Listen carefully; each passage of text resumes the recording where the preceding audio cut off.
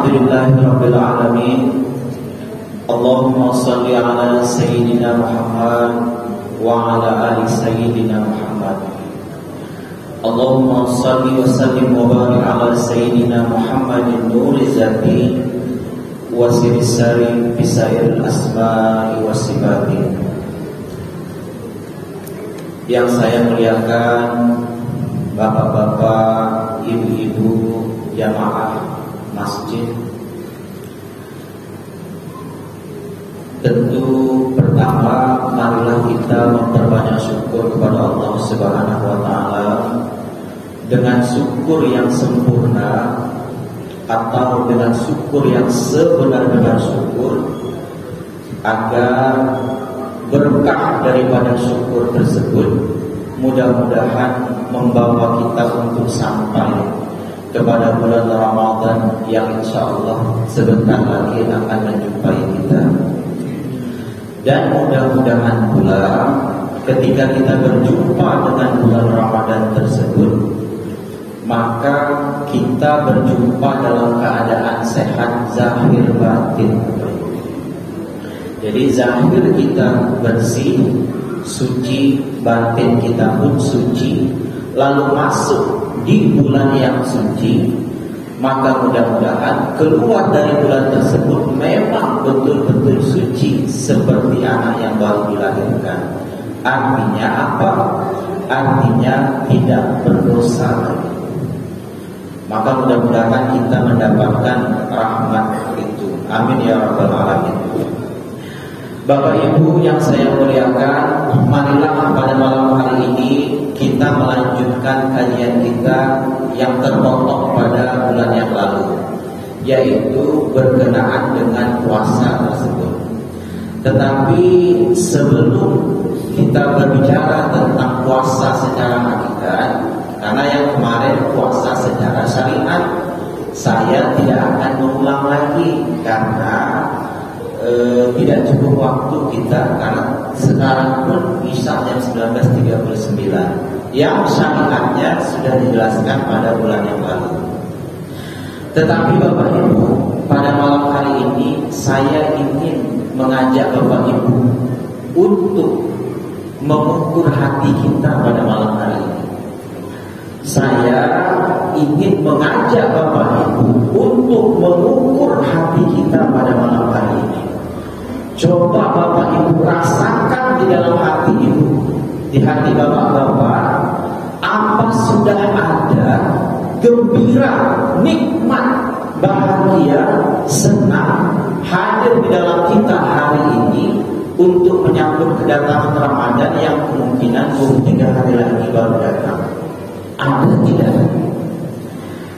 Kalau seandainya ada, oh kata Bapak, ya Allah, senangnya hatiku, Ramadan ini sebentar lagi datang, rasa-rasanya besok sudah datang Ramadan tersebut. Senang hatiku ya Allah. Kalau seandainya ada kegembiraan itu dalam hati Bapak Ibu malam hari ini, maka sesungguhnya Bapak Ibu beruntung. Mengapa beruntung? Dalam kitab Duratul Nasihin yang ditulis oleh Utsman bin Hasan Al-Khabawi, beliau menuliskan salah satu hadis. Hadisnya memang lemah, Bapak Ibu, dhaif. Sebagian para ulama ada menyebutkan hadisnya dhaif. Tetapi hadis dhaif itu masih bisa digunakan sebagai fardhul amal. Apa hadis tersebut? Dia menyebutkan bahwa man fariha bidukhul Ramadan haramallahu jasadahu 'alal niran. Barang siapa yang gembira hatinya menerima kedatangan bulan Ramadan tersebut, haramallahu jasadahu 'alal niran. Allah haramkan jasadnya disentuh api neraka. Bayangkan Bapak Ibu, luar biasanya umat Rasulullah SAW ini dimuliakan oleh Allah, diberikan keistimewaan oleh Allah. Ramadan 22 hari lagi baru datang, tapi kalau ada sudah gembira, senang, nikmat hati Bapak Ibu, oh itu beruntungnya luar biasa. Sebab apa? Bapak Ibu sudah mendapatkan janji daripada Rasulullah, yaitu haram jasad bapak ibu dimakan oleh api neraka. Tak main-main bapak ibu. Secara psikologi bapak ibu, kalau orang cinta kepada sesuatu, lalu dia mendapatkan sesuatu itu penderitaan fisik tidak akan dirasakan. Jadi penderitaan fisik ini ketika dia cinta itu tidak terasa, walaupun untuk mendapatkan sesuatu itu susahnya minta ampun. Ini contoh bapak ibu. Contoh, dulu bapak ibu misalnya pernah senang, bapak senang dengan seorang perempuan. Oh, susah sekali mendapatkannya, apalagi orang-orang dulu beda dengan orang-orang sekarang. Orang-orang dulu kalau masalah cinta ini beda dengan orang sekarang, Pak. Orang dulu untuk mendapatkan kekasih itu perjuangannya luar biasa. Meskipun perjuangannya itu berat, susah, kata perempuannya, saya tak mau, kata dia, kalau seandainya tidak nanti dibangunkan rumah lebih dulu baru saya mau menikah. Yang laki-laki ini dengan susah payahnya membangun rumah yang besar agar mendapatkan perempuan tersebut. Penderitaan fisik tidak jadi terasa disebabkan apa? Disebabkan cinta. Maka itu kalau orang gembira hatinya, cinta dia untuk kedatangan bulan Ramadan tersebut, maka nanti ketika dia masuk di bulan Ramadan tersebut, meskipun Ramadan itu musim kemarau, meskipun bekerja di tengah matahari yang panas, itu tidak akan memberikan efek dan tidak akan melunturkan hatinya untuk membatalkan puasanya tersebut. Kenapa? Karena cinta. Maka itulah kenapa orang yang bergembira hatinya, senang, cinta hatinya ketika Ramadan itu mau datang, tetapi Ramadan itu belum lagi datang, maka kata Rasulullah, man fariha bidukhuli Ramadan haramallahu jasadahu 'ala niran. Allah haramkan jasadnya disentuh oleh api neraka. Itu yang pertama. Jadi Bapak Ibu, kalau seandainya malam hari ini belum ada rasa gembira, oh Mas Sapi, saya belum ada rasa gembira untuk kedatangan bulan Ramadan ini, maka kalau tidak ada muncul rasa gembira di dalam hati Bapak Ibu, maka mulai malam hari ini ajari hati Bapak Ibu itu untuk senang, untuk gembira menyambut kedatangan bulan Ramadan tersebut. Jangan sampai Bapak Ibu, jangan sampai kita dengan kesibukan dunia ini, lalu besok masuk Ramadan kita terpikir, sudah Ramadan rupanya, besok puasa rupanya. Tak tahu dia bahwa Ramadan itu mau datang. Rugi besar kita Bapak Ibu. Karena apa? Karena kita ingin mendapatkan janji daripada Rasulullah SAW. Maka itu Bapak Ibu, malam hari ini saya ingin mengajak Bapak Ibu mengukur hati kita masing-masing. Kita selami hati kita ini, apa sudah ada rasa gembira, rasa senang, rasa cinta dalam hati kita ini untuk menyambut kedatangan bulan Ramadan tersebut. Kalau seandainya belum ada, maka mulai malam hari ini Bapak Ibu ajari hati kita ini untuk gembira, untuk senang, untuk cinta berkenaan dengan kedatangan bulan Ramadan tersebut. Kemudian Bapak Ibu, karena waktu kita tidak banyak, saya kembali ingin berazam kepada Bapak Ibu. Berazam itu maksudnya Bapak Ibu berkeinginan kuat kepada Bapak Ibu. Apa dia? Mulai hari ini Bapak Ibu sibukkanlah hati kita ini dengan akhirat.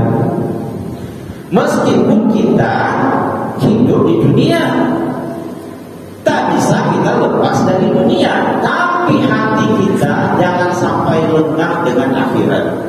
Kalau selama ini zikir kita sehari 100, maka tingkatkan menjadi 1000. Kalau selama ini selawat kita masih 100, maka mulai hari ini maka tingkatkan menjadi 1000. Maka saya berazam kepada Bapak Ibu, khususnya salawat kepada Rasulullah SAW itu jangan kurang 1000 sehari Bapak Ibu. Kurang kalau bisa jangan. Lebih sebanyak-banyaknya bersalawat kepada Rasulullah SAW. Tak bisa yang panjang yang pendek. Sallallahu alaihi Muhammad, sallallahu alaihi Muhammad, Kalau di majelis saya Bapak Ibu, di rumah saya punya majelis ihram namanya. Kalau Bapak Ibu buka YouTube, tinggal buka aja majelis ihram, itu keluar majelis pengajian saya di rumah. Pengajian saya di rumah, seluruh jamaah yang ikut saya wajibkan beli tasbih yang 1000 gitu Bapak Ibu. Ada tasbih yang panjangnya 1000 gitu. Kalau dihitung itu mungkin 8 meter panjangnya. Kalau yang 100 itu kita kadang-kadang sallallahu alaihi Muhammad, sallallahu alaihi Muhammad, sallallahu alaihi Muhammad. Lewat 100 kita, udah lewat 100 nih. Ulang lagi 100, udah lewat 100. Akhirnya berhenti sampai 200. Tapi kalau Bapak Ibu pakai tasbih yang panjang 1000 butir tersebut, sallallahu alaihi Muhammad, sallallahu, belum habiskan.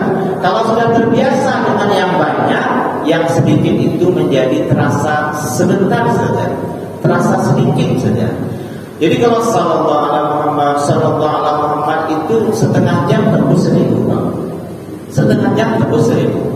Jadi jangan sampai kurang kita bersalawat kepada Rasulullah 1001 hari. Sebab apa? Salah satu fadilahnya adalah yang disebutkan oleh Syekh Zaini bin Abdul Ghani, orang yang berselawat tidak kurang 1001 hari istiqomah, maka dia tidak akan dimatikan oleh Allah sebelum melihat surga di matanya. Jadi ibarat ekstrimnya Bapak Ibu, ini cerita ekstrimnya. Bapak Ibu pergi dalam perjalanan terlanggar, Bapak Ibu tidak akan mati. Kata Abang Bulus Kumpul, Syekh Zaini bin Abdul Ghani, dibaca orang tak mati. Kalau Bapak istiqomah selawat 1000 tidak kurang 1 hari. Tapi kalau sudah Allah nampakkan surga di mata Bapak Ibu, maka siap-siaplah. Sebab itu jadi tanda bahwa kematian itu sudah dekat. Itu menjadi tanda kematian itu sudah dekat. Maka itu Bapak Ibu, kalau seandainya dinampakkan oleh Allah di mata kita ini surga, artinya kita punya tempat di surga itu. Artinya mudah-mudahan kita mati dalam keadaan iman yang sempurna. Maka itu saya ingin berazam kepada Bapak Ibu semua, jangan sampai kurang salawat 1 hari itu 1000 banyaknya. Saya di rumah, anak, istri, sudah itu para jamaah, saya wajibkan jangan sampai kurang 1 hari 1000 bersalawat kepada Nabi. Baik Bapak Ibu, marilah kita melanjutkan kajian berkenaan dengan puasa tersebut. Kemarin kita sudah bicara tentang puasa dalam syariat. Bahkan saya juga sudah memberikan renungan kepada Bapak Ibu berkenaan dengan umur kita. Yaitu kalau seandainya Bapak Ibu berumur 40 tahun hari ini, lalu buang masa balik 15 tahun, berarti Bapak Ibu sudah bertemu dengan bulan Ramadan 25 kali. 25 tahun. 1 bulan 30 hari. 30 dikali dengan 25 sama dengan 750 kali.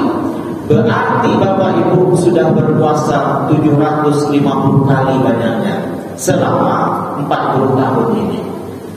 Kalau seandainya dikalkulasikan dengan puasa-puasa sunnah lainnya, maka tidak tertutup kemungkinan Bapak Ibu sudah berpuasa 1000, bahkan mungkin 1500 kali lamanya kalau umur 40 tahun. Kalau umur 50 tahun, 60 tahun, maka lebih banyak lagi. Jangan-jangan sudah berpuasa 6 sampai 2000, 3000 kali sudah berpuasa dalam hidupnya. Maka kita renungkan berkenaan dengan binatang. Apakah binatang itu berpuasa? Oh, kalau ditarik pengertian puasa itu menahan makan, menahan minum, menahan diri dari yang membatalkan, ternyata binatang juga berpuasa. Mana buktinya? Ayam itu tidak makan, tidak minum, tidak bertemu dengan ayam jantan selama 21 hari. Maka ketika 21 hari itu dia mampu meningkatkan suhu panas badannya menjadi 31 derajat Celcius, barulah ayam itu menjadi ayam yang sempurna atau ayam hamil, yaitu mampu menetaskan telur-telurnya tersebut. Jadi ayam itu baru bisa menetaskan telurnya, dia berpuasa selama 21 hari. Coba Bapak Ibu bayangkan, hari ini dia makan, besok tidak makan, lalu besoknya makan, besoknya tidak makan, maka percayalah telur itu pasti busuk seluruhnya. Tidak akan sempurna dia melahirkan anak-anaknya tersebut kalau seandainya dia tidak berpuasa dengan sempurna. Ular juga sama. Ular itu 40 hari lamanya tidak makan, tidak minum, mengasingkan diri dengan kawanan ular-ular yang lainnya. Barulah ular itu bisa berganti kulit lama menjadi kulit baru. 40 hari tidak makan, tidak minum, tidak bertemu dengan ular-ular yang lainnya, sehingga menjadi ular kamil, ular yang sempurna. Kepompong juga sama. Kepompong 16 hari di dalam tempatnya tersebut tidak makan, tidak minum. Akhirnya ke-17 hari keluar menjadi kupu-kupu yang begitu indah. Kalau seandainya dalam tempat itu dia makan, dia minum, maka kepompong itu tidak akan mungkin bisa menjadi kupu-kupu yang begitu indah, yaitu menjadi kupu-kupu yang hamil tersebut. Ular hanya butuh 40 hari menjadi ular kamil. Ayam hanya butuh 21 hari berpuasa menjadi ayam kamil. Kepompong hanya butuh 16 hari berpuasa menjadi kupu-kupu yang begitu indah. Mengapa? Kita sudah 40 tahun, sudah 750 kali berpuasa, sudah 1000 kali berpuasa, sudah 2000 kali berpuasa. Kenapa kita belum juga menjadi insan kamil? Kenapa adab dan akhlak kita belum jadi sempurna? Kenapa puasa 30 hari Ramadan bertahun-tahun lamanya tapi masih nipu orang? Berpuasa sudah bertahun-tahun lamanya tapi selingkuh juga. Mengapa? Oh, rupanya maka itu kita teliti. Rupa-rupanya ada hal yang salah berkenaan dengan puasa kita tersebut. Maka apa salah satu kekurangannya? Puasa kita belum kita iringkan antara jalan syariat dengan jalan hakikat. Itulah mengapa para ulama itu membagi golongan orang puasa itu jadi 3, Bapak Ibu. Golongan orang awam, golongan khawas, golongan orang khawasul khawas. Golongan awam, golongan orang yang ikut-ikutan. Orang puasa dia puasa, orang tak makan dia tak makan, orang tak minum dia tak minum, orang bergibah ikut juga bergibah, orang berjudi siang hari ikut juga berjudi siang hari, padahal sedang puasa. Ini yang disebutkan Nabi, rubba shaimin laisa lahu min siyamihi ilal ju'. Berapa banyak orang yang berpuasa tetapi tak dapat apa-apa kecuali lapar, haus dan dahaga. Sebab apa? Sebab dia tidak mengikat dirinya dengan syariat. Lalu naik tingkat, ada orang golongan yang kedua. Apa dia? Golongan khawas. Siapa dia? Orang-orang soleh. Nama saya Sabri Saleh. Nah, jadi walaupun saya tidak soleh, tetap saleh saya, Bapak Ibu, karena nama saya Saleh. Tapi saya ini jahil juga, Bapak Ibu. Apalagi muda-muda begini, terpandang sedikit, mandang juga 2 kali. Ini astagfirullahaladzim, terpandang juga, Bapak Ibu. Tapi berusaha untuk menyempurnakan diri. Lalu naik tingkat, ada golongan khawas. Siapa dia? Orang-orang yang soleh, yaitu orang-orang yang mengikat dirinya dengan syariat ketika dia berpuasa. Dia pelajari ilmunya. Oh, apa yang membatalkan, apa yang makruh dalam puasa, apa yang sunnah dilakukan dalam berpuasa, dia lakukan seluruhnya. Tapi ingat bahwa orang yang di tingkat khawas ini, dia belum lagi sempurna puasanya.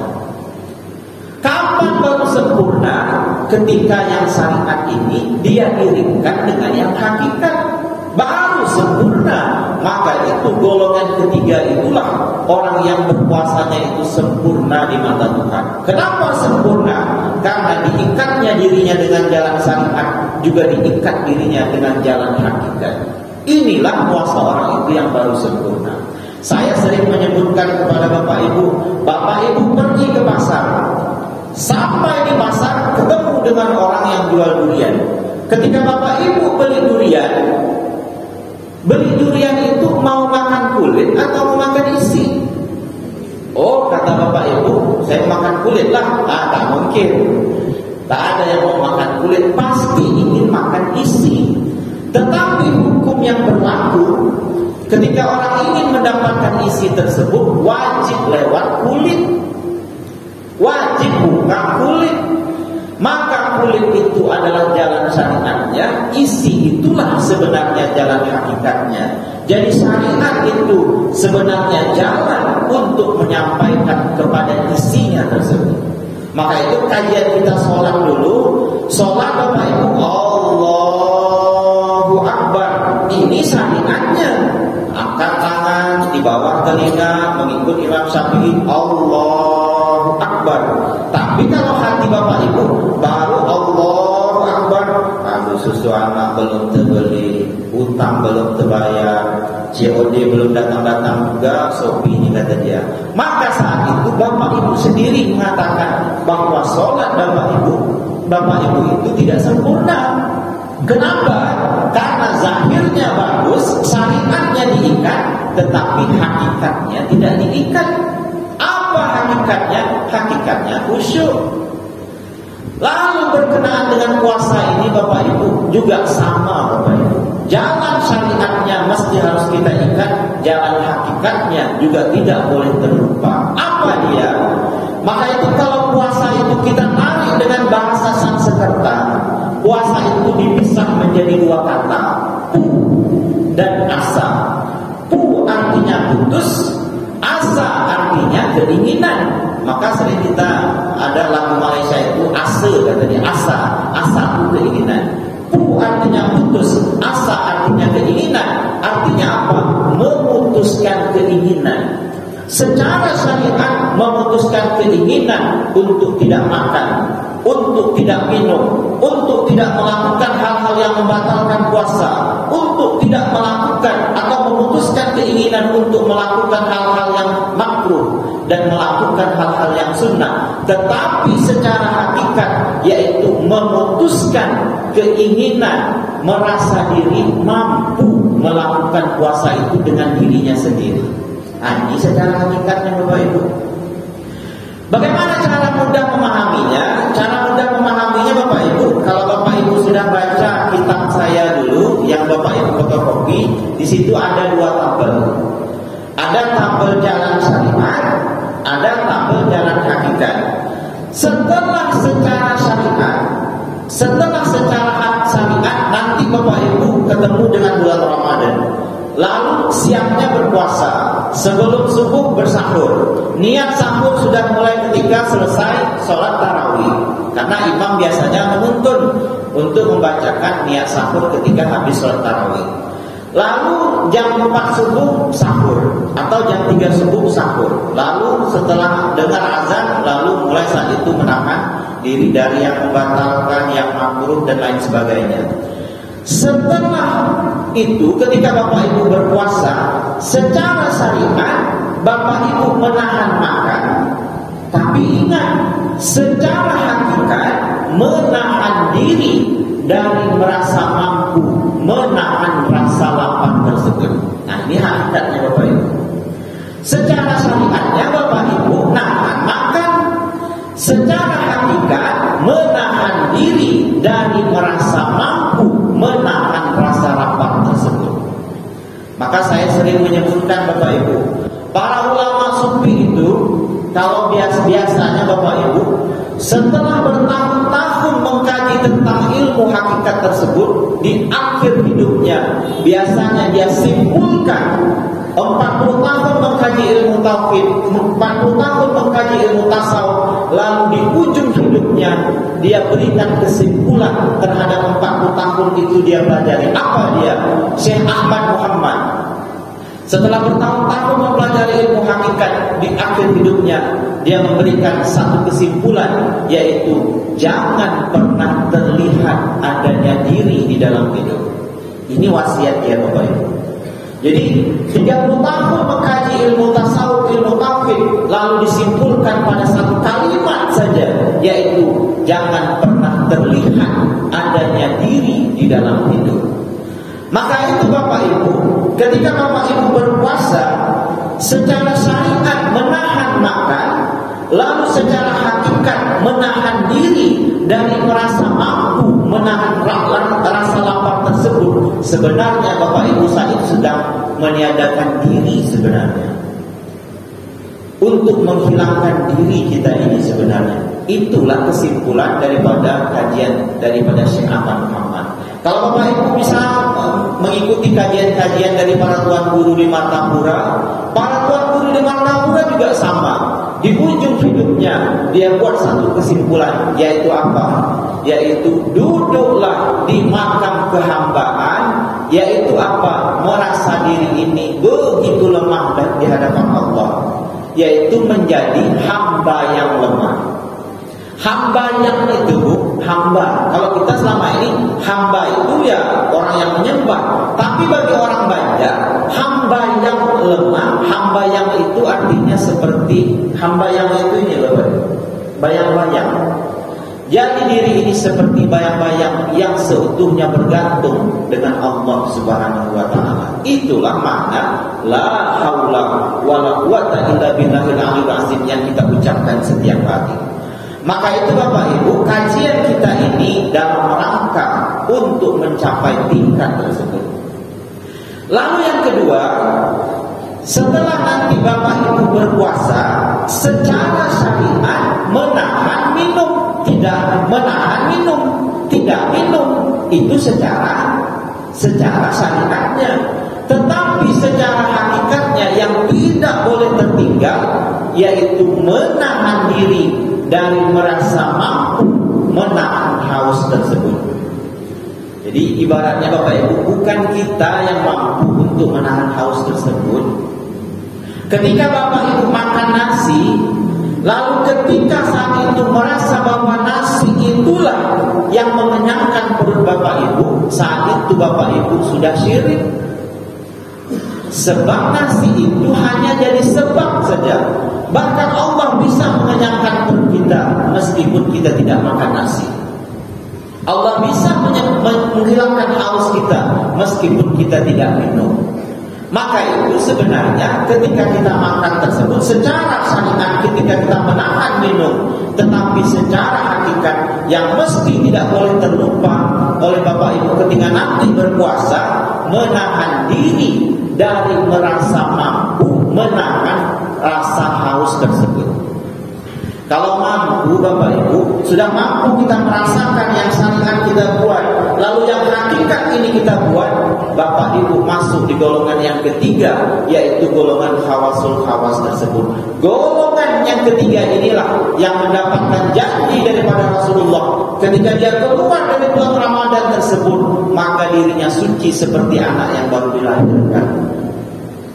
Jadi kalau hanya ikat dengan syariat, tapi masih merasa diri kita yang menahan makan, menahan haus, menahan lapar, belum sempurna puasa kita tersebut, Bapak Ibu.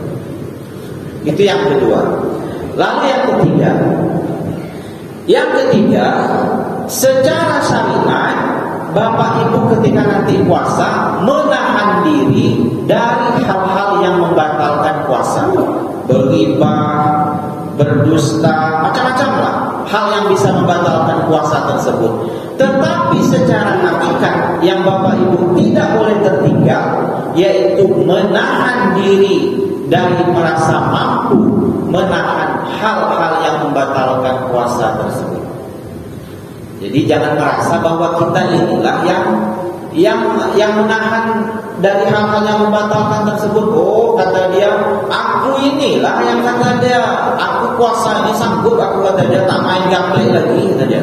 30 hari kata dia, aku sanggup tak main judi lagi, kata dia. Maka ketika merasa diri dia yang mampu menahan hal yang membatalkan tersebut, bukan Allah, hilang Tuhannya, maka dia masuk pada golongan yang kedua, yaitu khawas, belum sempurna puasanya tersebut.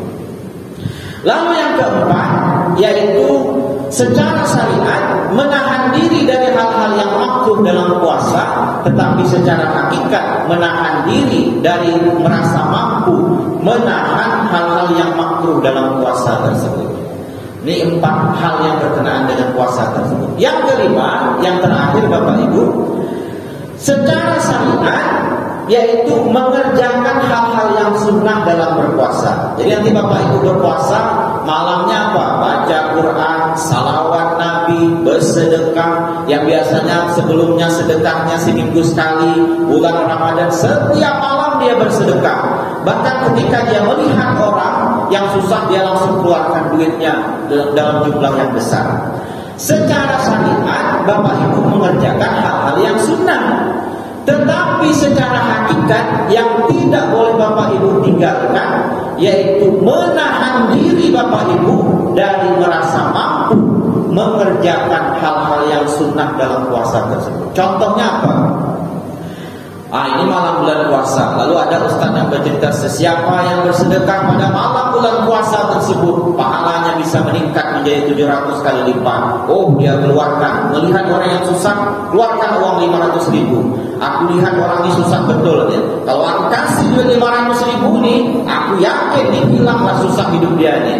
Merasa dia yang menghilangkan rasa susah orang tersebut, maka saat itu puasanya menjadi tidak sempurna, Bapak Ibu. Kenapa? Sebab Allahnya hilang.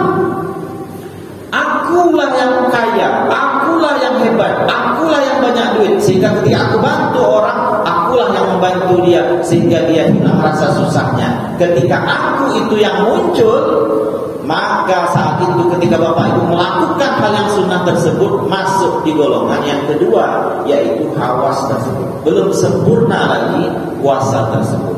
Maka Bapak Ibu, sesuai dengan kalimat yang disebutkan oleh Syekh Ahmad Muhammad tersebut, jangan pernah terlihat adanya diri di dalam hidup ini. Seluruhnya la haula wala quwata illa billahil aliyil azim. Maka itu Bapak Ibu, renungkanlah Bapak Ibu. Mulai malam hari ini renungkanlah. Hilangkanlah sifat merasa tersebut. Merasa diri hebat, merasa diri kuat, merasa diri kaya, merasa diri punya jabatan, merasa dirinya lah yang memandang, merasa dirinya lah yang mendengar, merasa dirinya yang berjalan, merasa dirinya seluruhnya. Maka mulai malam hari ini hilangkanlah sifat merasa tersebut. Sebab apa?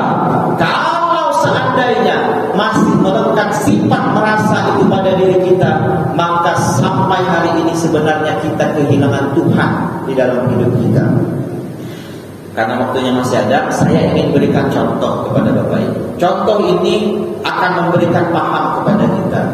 Dan contoh ini, perumpamaan ini akan mudah dipahami oleh Bapak Ibu. Bapak Ibu beli mobil. Lalu ketika beli mobil, diklaim oleh dua orang bahwa itu mobil punya dia.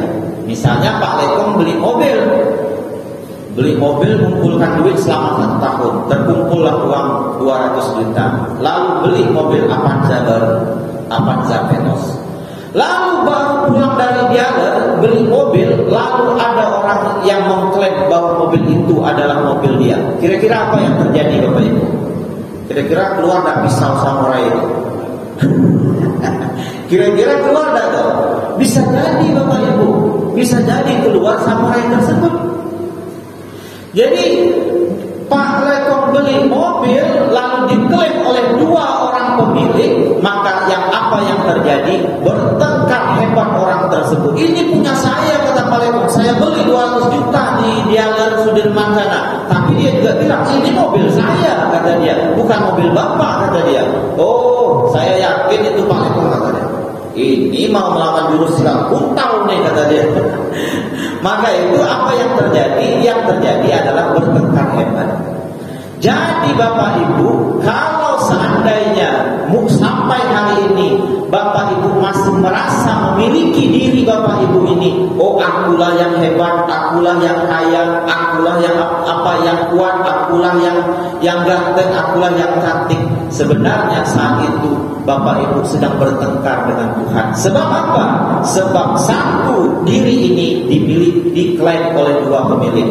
Kita ini zahir batin ini siapa yang punya? Yang punya Allah. Lalu kita anggap ini punya kita, maka sebenarnya setiap hari kita sedang bertengkar dengan Tuhan. Enak tidak Bapak Ibu bertengkar dengan Tuhan setiap hari? Tak enak.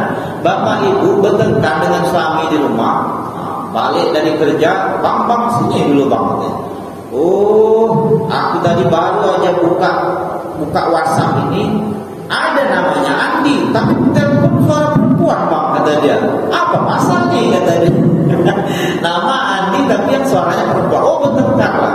Bertengkar suami istri di rumah tidak enak, pasti tidak nyaman. Apalagi dalam hidup kita ini setiap hari bertengkar dengan Tuhan, maka lebih tidak enak lagi Bapak Ibu. Maka itu Bapak Ibu, diri kita ini zahir batin sebenarnya pemiliknya hanya satu, yaitu Allah Subhanahu wa Ta'ala. Maka itu jangan pernah kita merasa bahwa diri ini adalah milik kita Bapak Ibu. Maka daripada itu, ketika Bapak Ibu berpuasa secara syariat, Bapak Ibu lakukan, genggam kuat gerak syariat tersebut, menjaga diri dari hal yang membatalkan, menjaga diri dari hal yang makruh, mengerjakan hal yang sunnah, yaitu meninggalkan hal-hal yang tidak baik. Tetapi secara hakikat Bapak Ibu mesti juga harus mampu menahan diri dari merasa mampu untuk melakukan puasa tersebut. Seluruhnya payungilah diri kita ini di bawah naungan la haula wala quwata illa billahil azim. Kalau sudah mampu Bapak Ibu di bawah naungan la haula dalam berpuasa tersebut, berarti Bapak Ibu mendapatkan golongan yang ketiga, yaitu orang yang dalam golongan khawasul khawas. Dan golongan inilah yang akan mendapatkan janji daripada Allah dan Rasulullah ketika keluar dari bulan Ramadan tersebut. Dia seperti anak yang baru dilahirkan, suci bersih daripada dosa. Kalaulah seandainya selepas bulan Ramadan itu takdir Allah dia meninggal, maka dia meninggal dalam keadaan iman yang sempurna. Maka mudah-mudahan Bapak Ibu kita seluruh jamaah masjid ini yang mengikuti kajian ini maupun keluarga kita di rumah, mudah-mudahan kita seluruhnya dimatikan oleh Allah dalam keadaan iman yang sempurna. Amin ya rabbal alamin. Itulah Bapak Ibu sekelumit penjelasan berkenaan dengan puasa, jalan syariat dan jalan hakikat. Dan pada malam hari ini saya diinformasikan oleh Bapak Lekong bahwa bulan depan sudah masuk bulan Ramadan. Jadi mungkin kita akan libur juga. Dan mungkin juga kalau masih Bapak Ibu ada jodoh dengan saya, mungkin dilanjutkan oleh Bapak pengurus masjid, karena zakat dengan haji belum selesai. Kalau misalnya, kata dia Pak Sabri ini banyak betul ceritanya, sudahlah katanya, terlalu muda ini, cari yang lain. Boleh juga, tidak masalah Bapak Ibu. Jadi Bapak Ibu, karena pada malam hari ini malam terakhir pada bulan ini, saya ini bukan ustaz Bapak Ibu, bukan pula guru. Saya ini sama seperti Bapak Ibu, masih orang yang mencari ilmu. Oleh sebab itu banyak hal-hal yang kurang, banyak hal-hal yang tidak tepat ketika saya mengajar. Maka itu pada kesempatan kali ini saya ingin meminta maaf betul kepada Bapak Ibu seandainya saya ada salah dalam berkata, salah dalam bertingkah selama kita pengajian hampir setahun Pak Ibu, hampir setahun ini. Agar apa? Agar saya memaafkan Ibu, karena Bapak Ibu tidak ada salah dengan saya. Saya yang banyak salah dengan Bapak Ibu. Maka maafkan saya Bapak Ibu, agar kita bersih hati kita, suci hati kita. Ketika nanti bertemu dengan bulan suci tersebut, kita masuk dalam keadaan zahir batin yang bersih atau yang suci. Maka saya ingin meminta maaf kepada Bapak Ibu. Kemudian Bapak Ibu, karena waktunya masih ada sekitar tidak sampai 5 menit, saya ingin menggambarkan berkenaan dengan zakat Bapak Ibu. Zakat itu dibagi menjadi dua. Ada zakat fitrah dan ada zakat mal. Zakat fitrah itu disebut dengan zakat fardu. Kenapa disebut dengan zakat fardu? Karena kewajiban itu jatuh kepada siapa saja orang Islam, meskipun dia baru lahir sebelum orang selesai membacakan khutbah Idul Fitri. Besok mau khutbah, lahir anak kita wajib dizakatkan fitrah. Karena itu dia disebut sebagai zakat fitrah. Kenapa jatuh zakat pada anak kita yang baru lahir, karena zakat fitrah itu mensucikan makanan, Bapak Ibu. Karena anak kita itu sudah makan di dalam perut ibu tersebut selama 9 bulan. Apa yang dimakan emaknya, itulah yang dimakan anak tersebut. Itulah kenapa ada para ulama menyebutkan zakat fitrah itu dengan zakat fardu atau zakat makanan. Jadi zakat fitrah itu mensucikan zahir kita, karena makanan itu masuk dalam tubuh jasad kita ini, meresap dalam tubuh jasad kita ini, hanyut di dalam darah kita ini. Itulah yang ingin disucikan melalui zakat fitrah tersebut. Zakat mal itu macam-macam. Zakat perniagaan, perdagangan, zakat emas perak, zakat buah-buahan, biji-bijian, banyak macamnya Bapak Ibu. Zakat mal itu untuk mensucikan harta kita. Zakat fitrah mensucikan makanan kita. Zakat mal mensucikan harta kita. Tapi belum sampai lagi mensucikan zahir batin kita, Bapak Ibu. Maka itu jalan hakikat itulah yang akan betul-betul mensucikan zahir batin kita tersebut. Maka itu ada zakat secara hakikat. Apa dia? Yaitu diri kita inilah yang harus kita zakatkan. Yang sebenar-benar harta itu bukan mobil di rumah kita, Bapak Ibu, bukan emas yang Bapak Ibu pakai. Coba bayangkan kalau Bapak Ibu tak ada tangan, tidak ada kaki, tidak ada mata, bisa tidak bekerja untuk beli emas? Tak bisa. Artinya apa? Harta, sebenar-benar harta itu adalah anggota jasad Bapak Ibu. Tangan, kaki, mata, telinga, itulah sebenarnya harta, sebenar-benar harta. Harta itulah juga yang wajib Bapak Ibu zakatkan. Bagaimana cara menzakatkannya? Karena waktu sudah habis, terpaksa kita pertemuan yang akan datang. Maka mungkin inilah yang dapat saya sampaikan pada kesempatan kali ini. Maka mudah-mudahan kita bisa berjumpa lagi pada pertemuan akan datang. Dan saya mohon maaf. Assalamualaikum warahmatullahi wabarakatuh.